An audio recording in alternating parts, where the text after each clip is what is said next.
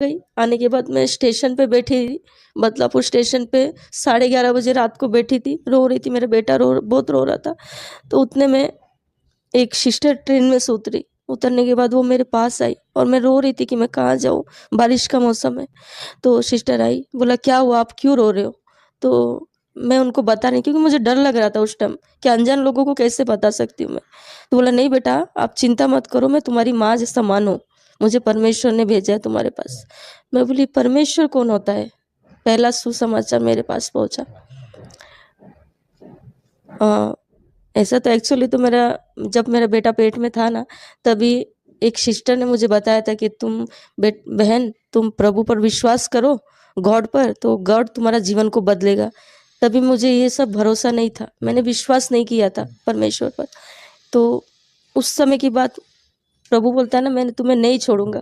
फिर परमेश्वर ने मुझे वो बदलापुर स्टेशन पे उस सिस्टर के साथ मुझे मिला है। तो उन्होंने मेरे सर पे हाथ रखे और मेरे लिए प्रार्थना की कि बेटा तू जो चाहती है वो तेरे लिए हो जाएगा, परमेश्वर तुझसे प्यार करता है और तेरे लिए वो होगा, तू विश्वास कर। तो उन्होंने प्रार्थना की और चले गए। मैंने इतना दिल पे नहीं लिया उस टाइम तो, और मैं नहीं जानती थी परमेश्वर को उस टाइम। फिर मेरे बच्चों को खाने पीने का दिया और वो चले गए।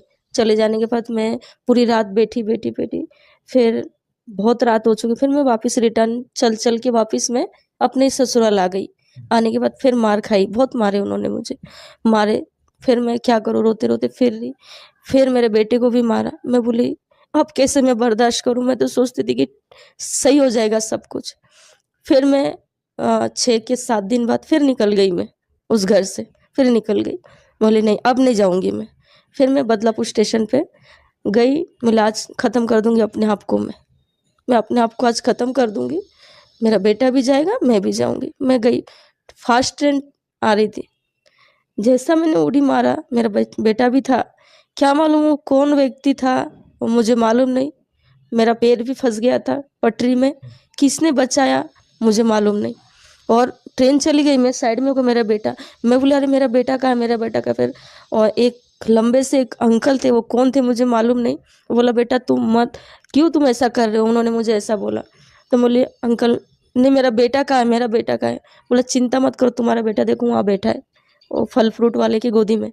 तो मुझे बहुत खुशी हुआ। फिर वहाँ से फिर वो ट्रेन जाने के बाद वहाँ उस पटरी से फिर इस साइड में आई और बैठी रही, पूरा दिन बैठी थी वहाँ पे, रात को 8 बजे तक बैठी थी मैं।